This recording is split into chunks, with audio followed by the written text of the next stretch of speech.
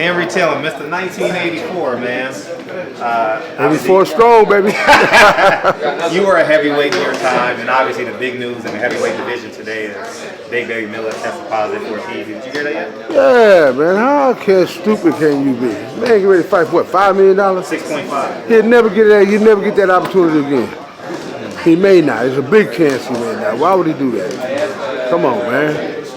When you, just the protocol, when you sign up for testing, what's the protocol in that so the fans can understand that? Well, what it is, when you sign up, it's random.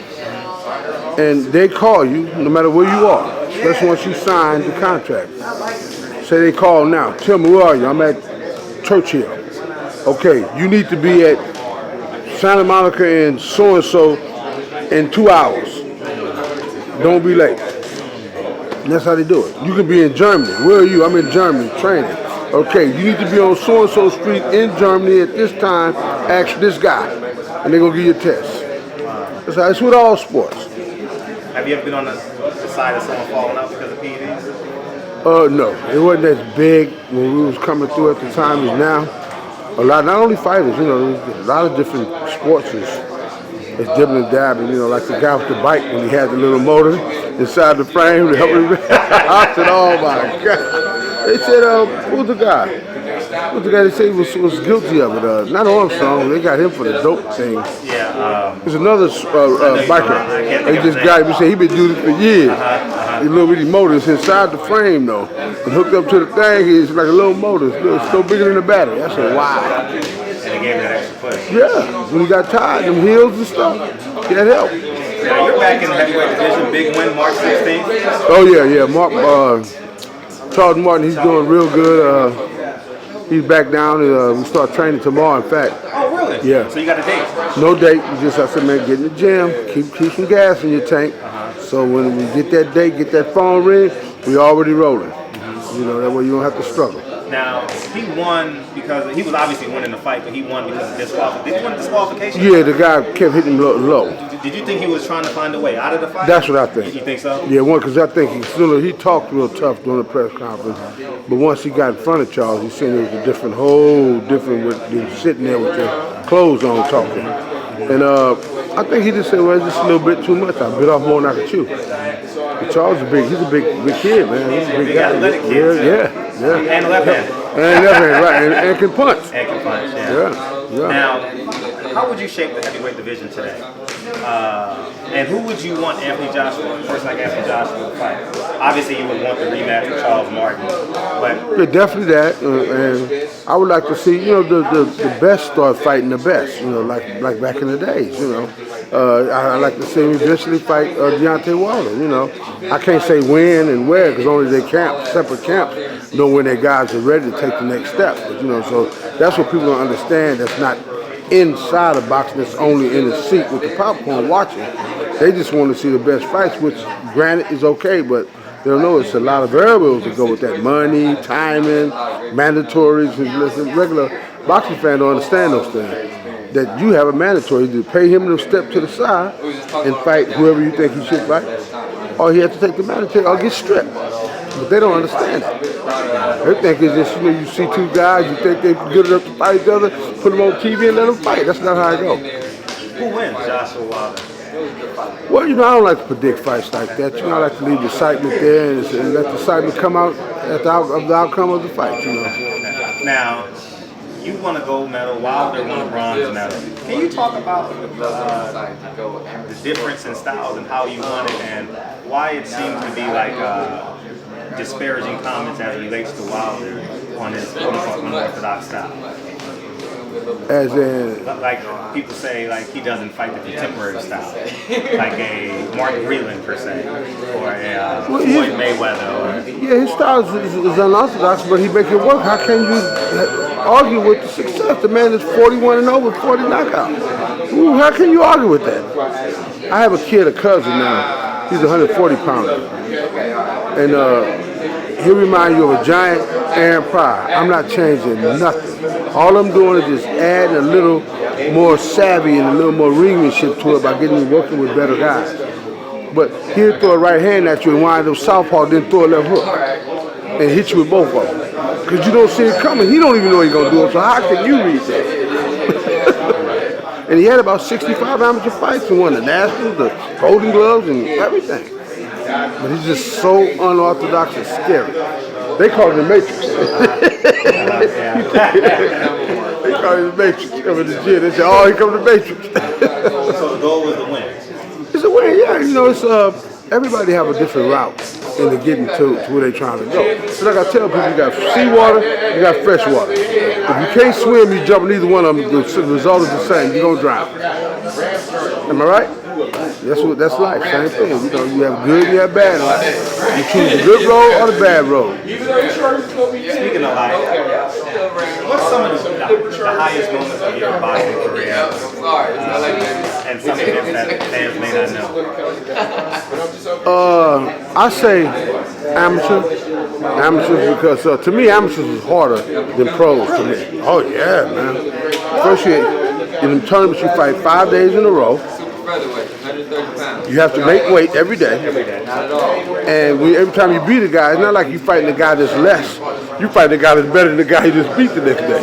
And you beat him, you fight the guy better than him the next day. So the competition gets tougher and tougher and tougher. And that was hard. It was really hard, you know. And I mean, I was a good puncher, but I wasn't a devastating Tyson or George Foreman type like puncher cat, you know. And so, okay, like the Olympics, see, I stopped 1, 2 guys. And I had to go to distance with everybody else. you know, the other guys were knocking guys out. And that same wear and tear on you, you know what I mean? Your jaw hurt, your hand hurt, but you still got to fight. And the guy, like I say, the competition gets better. It don't get easier. And that was hard to me. But pros, you fight, take 2-3 weeks off, and you come back, you don't fight again for 8 more weeks. You know, man, come on, that was lucky to me. What was the highlight of your pro career? Highlight as in fights? Whatever. I'll say it could be a beautiful woman, it could be a check, it could be a fight.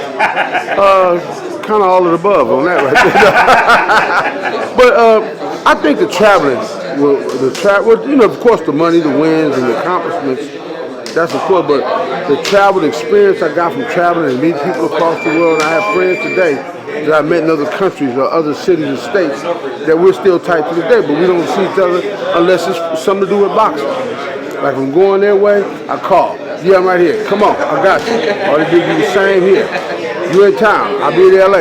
You call, I got you. And it's a beautiful thing, you know. It's a brotherhood. It's a huge, huge family. You know, just like I tell people, the audience of boxing is mass, huge.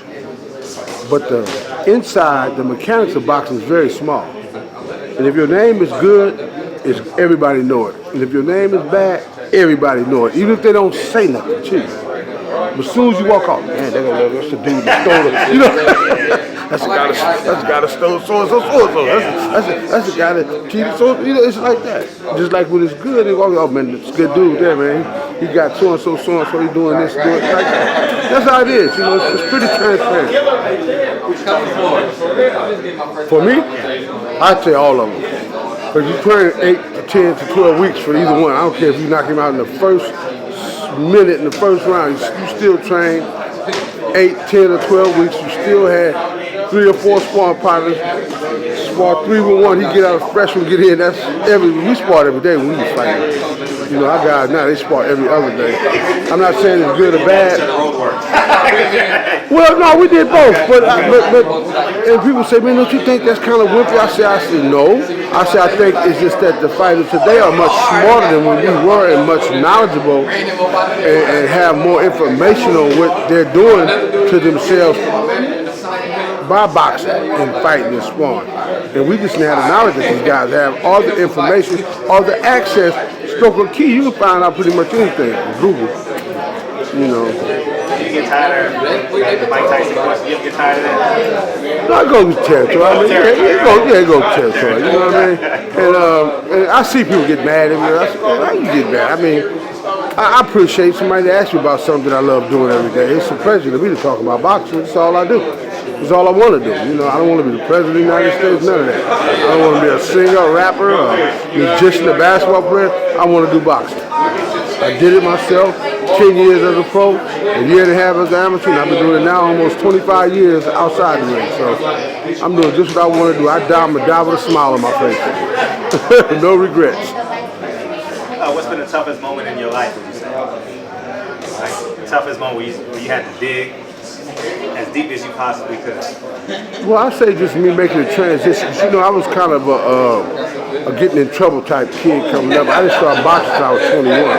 So I done been to every... Well, you know the funny thing, I clicked in my head when you said a year and a half. You and Deontay got the same kind of story. Yeah. 18 months bronze medal, 18 months gold medal. Yeah, 18 months, yeah. I started boxing March 1982.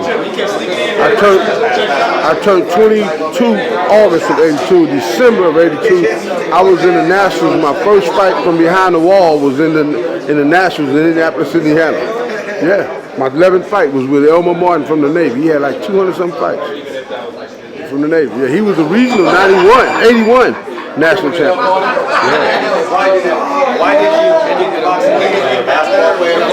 Well, we played, you know, my father used to fight too. He used to do the smokers.